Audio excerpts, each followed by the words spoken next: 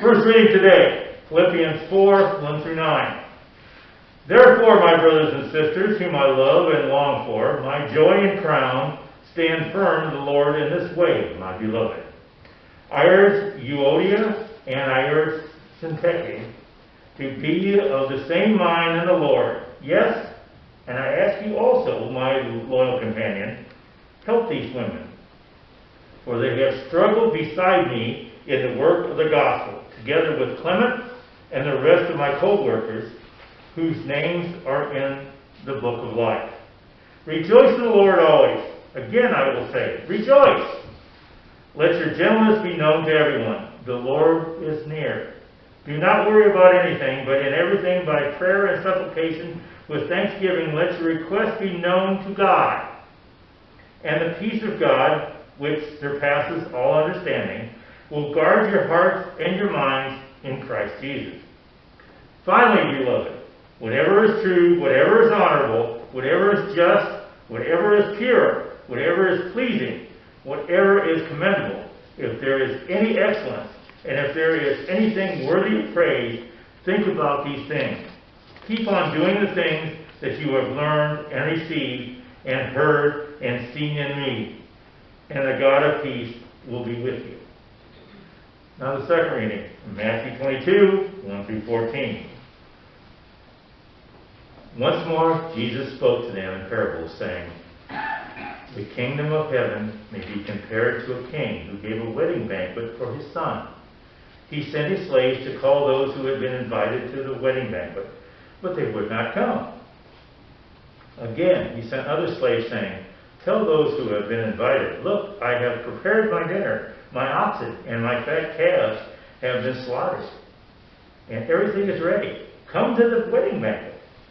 But they made light of it and went away, one to his farm, another to his business, while the rest seized his slaves and maltreated them and killed them.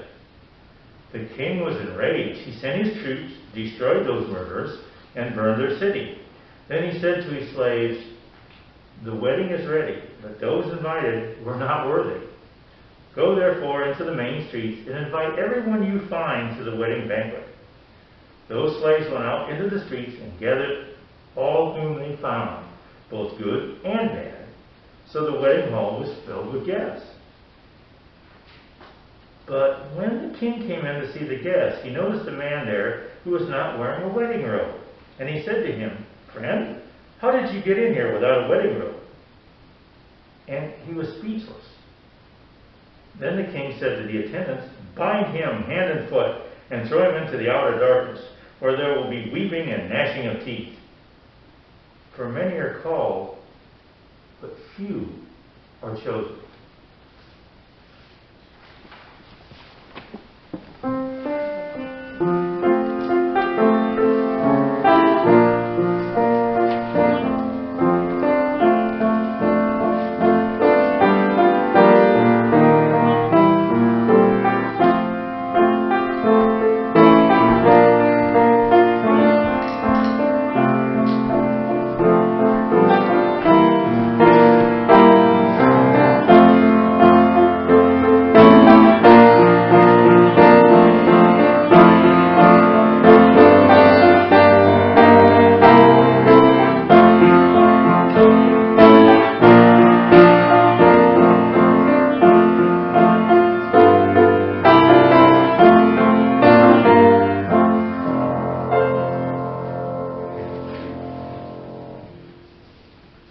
Honestly, today I was thinking about completely ignoring the ending of the parable that Bob just talked about.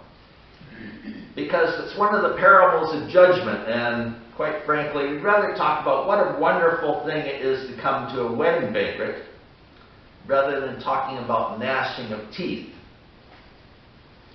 But a friend of mine challenged us. He said, how are you going to deal with Sunday's text? The gnashing of teeth. And most mainline ministers just kind of skip over that, gloss over those two verses. But then I said, well, I got to think about this a little bit. One of the parables of judgment are found in Matthew, and it's one of the images that leads to our ideas about hell. There aren't really all that many references to hell in the Bible, but for a lot of us, it's really the center of our religion. I've had people say that if you don't fear God, why in the world would you follow God?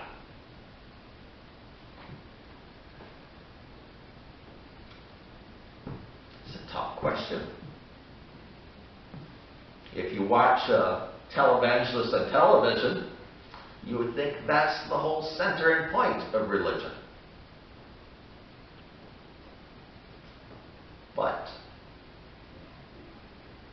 is that why we're faithful? Is that what we really expect and value in God, that He's going to punish us? Is that really what we want to worship? God tells us to be forgiving and loving to our enemies, but God Himself is angry. God Himself is punishing all the people. If we're made in the image of God, then we should be out there punishing and angry at all the other people too, aren't we? So it's a hard passage to deal with. It's little wonder that a lot of ministers just gloss over it, and myself too.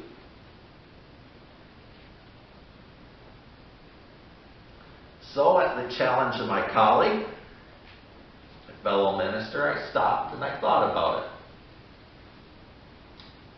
What is Matthew upset about? Because it sounds like a spiral inward. It sounds like exactly what I accused the Pharisees of doing last week, of narrowing and narrowing who makes it into God's dominion, who belongs at the wedding banquet. If the Pharisees did that, aren't the Christians doing the same thing in this passage? Well, let's stop and think about it for a minute. When was this passage written, and what was Matthew concerned about?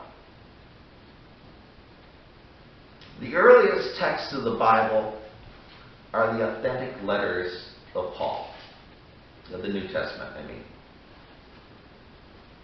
The letters that Paul himself wrote around the time that he was out proselytizing, somewhere around the year 45. They were the first interpretations of what being a Christian was. The Gospels themselves were influenced by trying to express what Paul was telling them. The first Gospel was written not long after that, the Gospel of Mark. We know that because Matthew and Luke took the Gospel of Mark and copied it word for word. You can find most of the Gospel of Mark in Matthew and Luke. And somewhere in there, there was another source called Q. That's from the German word quell. Those of you who have participated in my Bible studies, this should sound familiar to you. Q was tied into Matthew and Luke to explain the particular emphasis of each of these Gospels. If you see similarities between the woes and the blessings of Luke and the Beatitudes in Matthew, that's because Q is probably the source of them. And consequently, you find Matthew and Luke telling very different versions of what seems like the exact same story.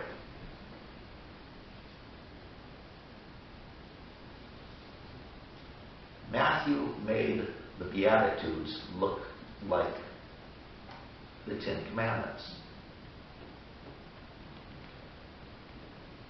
The Sermon on the Mount. Luke has the Sermon on the Plain. Jesus is standing on a mountain in Matthew. Luke, well, he's on a plane. Jesus is teaching down to his disciples in front of all the people, the world around him. Whereas the disciples are sitting down, if you look at Matthew 5, they're sitting down close to his feet.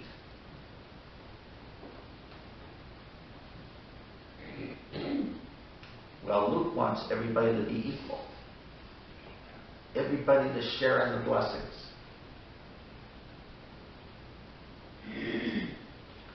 So, Matthew is teaching downward. Jesus is teaching downward to people. We listen to Jesus as a great leader, as a great teacher. Nothing particularly wrong or troubling about that. But Jesus also says, I come first of all to the lost sheep of Israel. Jesus is very concerned in Matthew about teaching to the Jews. Not casting them out, but expressing who the Jewish Christian community would be.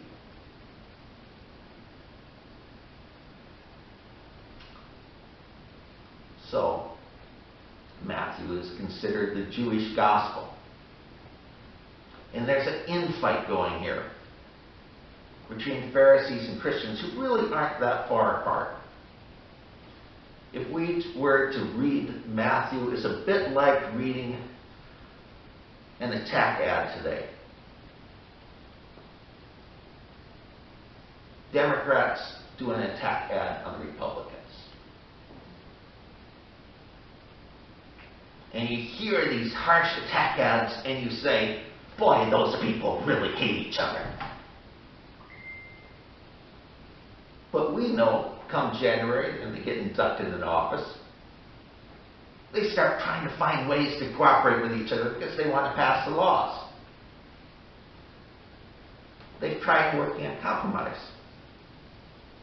We understand that. We know the attack ads that are happening right now will be forgotten. And all of a sudden, those Republicans and those Democrats will be sitting down in coffee with one another. And they won't hate each other quite so much. That's just the way our system is designed to work.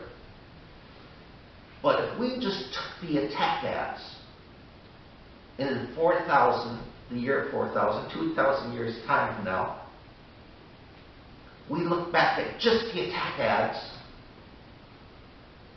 we would say Republicans and Democrats are two completely opposite groups that hate each other. Two completely opposite groups, because we look at the attack ads and we say that's all our democracy is about. It's about trying to conquer and tear each other apart. We would have lost the context of what's happening. Well, that's what happens in the Gospel of Matthew. The anti-Semites have grabbed onto this attack ad that's between Christians and Pharisees, and we have turned it into the center of what the Gospel is saying.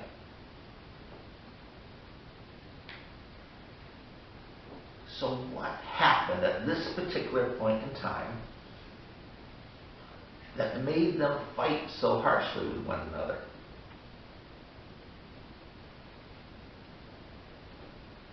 The year 66, we had a horrible rebellion. The Jews, fed up with the Romans, somewhat rightfully so, say, we're going to kick the Romans out of Israel. be done with them once and for all so that we can worship in the temple purely, without those Romans coming in and taking taxes, tearing apart our nation. 4 years of civil war strife. Come the year 70, the center of worship, the temple, is finally destroyed once and for all by the Romans. I say once and for all because it has never been rebuilt. To this day, there is a Muslim mosque there. And quite frankly, I wouldn't want to see the temple rebuilt. It would cause World War III.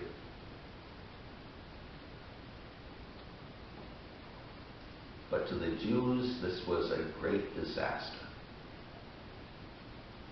A horrendous disaster. 1900 years of diaspora. 1900 years of being the refugees that would travel the world, never welcomed anywhere or any place.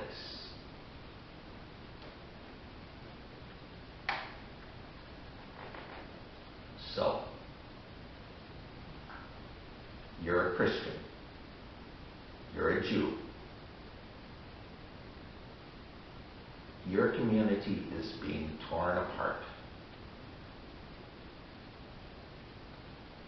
How do you deal with that? How do you deal with the fact that you are about to die off as a religion in the community? It was an apocalypse. It was the end of everything.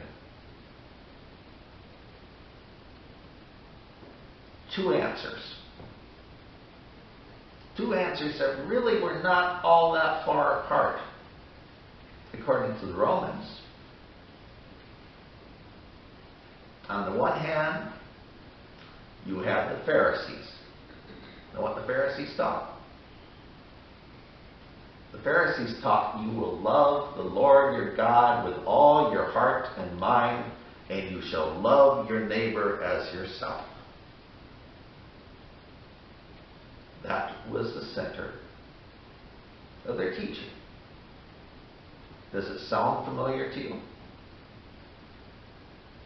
Because the Christians said the exact same thing. Jesus, when he was asked, what is the heart of the Old Testament, what is the heart of the law? He said, you shall love the Lord your God with all your heart and mind, and love your neighbor as yourself. It sounds exactly the same because it is exactly the same, except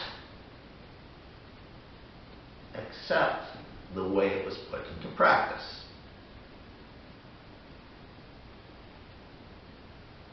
In the year 70, they had to ask themselves, how can you be a true worshiper of God, to love the Lord your God with all your heart and mind and soul, when the place you did it was destroyed? That was the place you loved and worshiped the Lord your God, in the temple. Every good Jew knew that. That was the place of the Holy of Holies, where God's Spirit was found.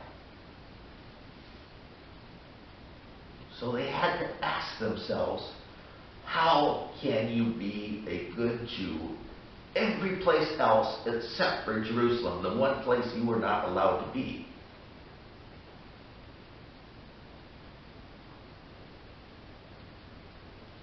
The Pharisees said, you need to do it by following the law, by setting up a fence around the law, as I mentioned last week. A fence around the law which would say, you will not violate the law based on making certain you were always a step beyond what the law required of you. The Christians, on the other hand, said the answer is a purification of the heart, to purify your intentions. Because then, if you break the commandment of the law, God will have mercy on you.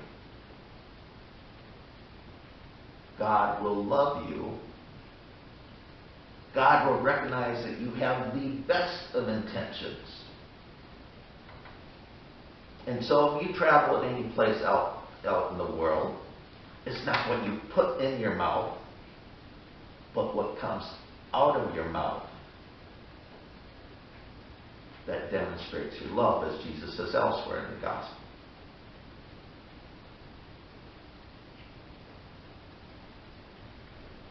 So what do you do in the midst of an apocalypse like that? The issue in the Gospel of Matthew is politics. They're just plain old politics. The Romans were going to decide who was the official accepted religion of the Jews. Because if you did not follow the accepted true religion, you were going to create a disaster for the empire. And so the Christians and the Pharisees were fighting against each other. And we have these parables of judgment, these attack ads coming at each other, and they were going to demonstrate to the Romans who was the most trustworthy, who was the religion that was the most authentic, which religion is the religion that is not going to be sent to the lions.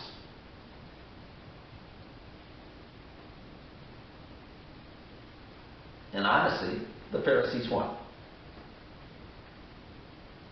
The Pharisees won.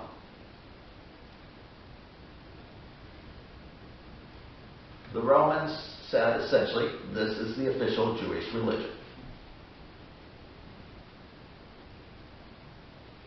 And so, what was Phariseeism back in the first century would develop into modern Judaism.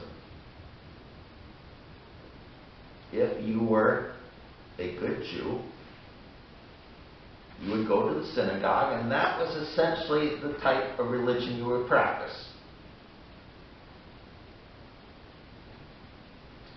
But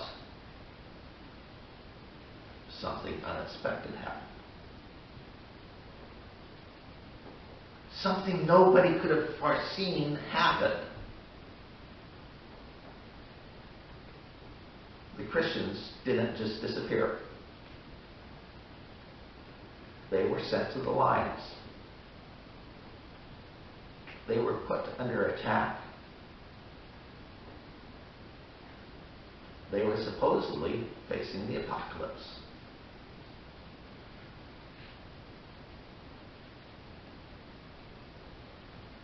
And so they should have been fearful. They were fearful. They were fearful, and they could have broke themselves down and said, it's the end. Our religion's going to die.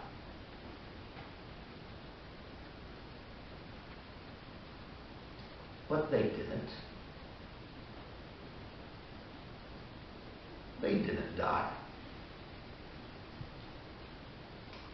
The crumbs that were meant for the children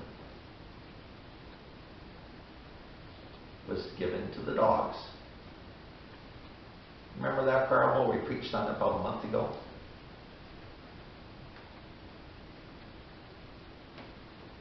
It went out. Ceased to be a Jewish religion and became a Greek Roman religion, a Hellenistic religion.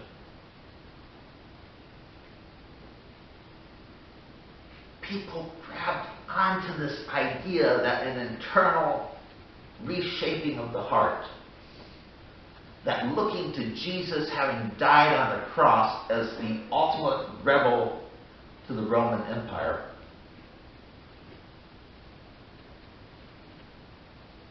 meant that God had mercy on them. God was concerned about the poor, the slaves, the unworthy.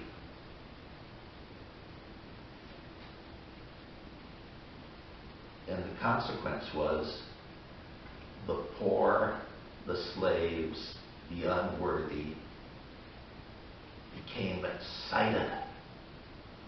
They became excited because this religion was for them. This religion was for those people. Imagine that. A religion that actually spoke about the peons. And that's a term that comes right out of Rome. It was a religion for people who were struggling, who lived every single day of their life as an apocalypse.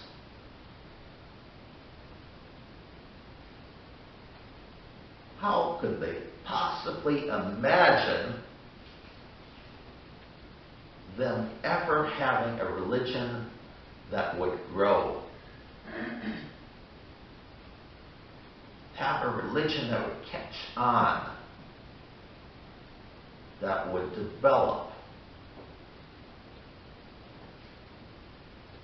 God had sent his slaves, had sent his apostles outward to gather in the poor and the lame from the streets and bring them into his banquet, to bring them into his wedding banquet so that they could rejoice and celebrate with them.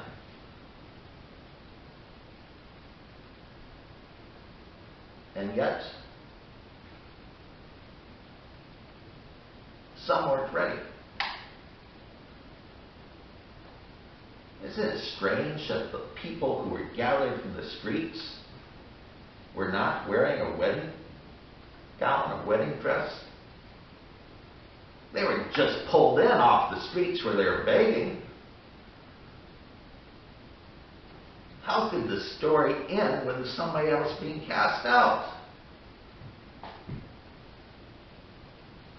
It's because they weren't really ready for the wedding.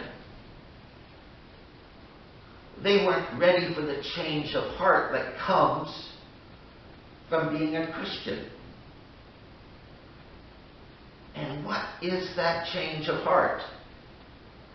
Is it that God is judging them and pushing them out and says, if you do not hold fast to the law the way the Pharisees do it, then we don't want you here? No, no, no, no. The change of heart is recognizing that we are rejoicing. We are celebrating. We are in the midst of a wedding banquet. We are in the midst of recognizing whatever is true, whatever is honorable, whatever is good. We will focus on that. We will focus on giving and giving and giving to all the people around us, all the people we might deem unworthy, all the beggars, all the poor, all the struggling, because God has a message of hope and love and mercy for them. They had a message for us because we're oftentimes unworthy ourselves, aren't we?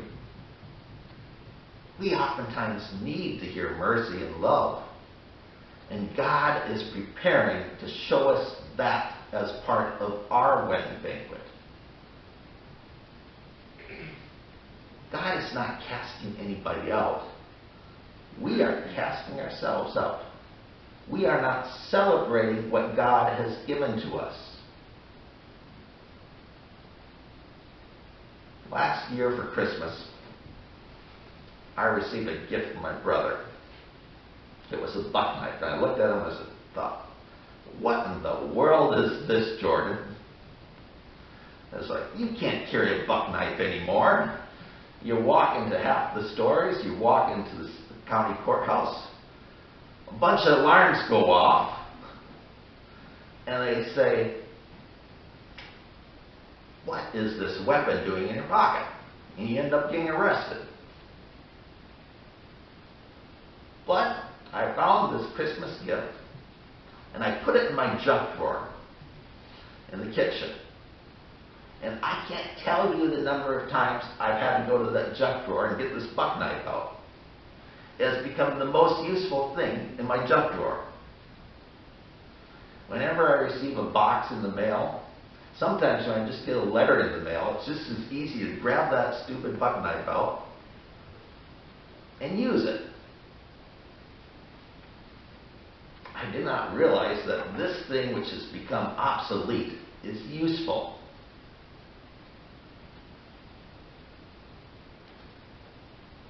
Religion, the church, is not obsolete.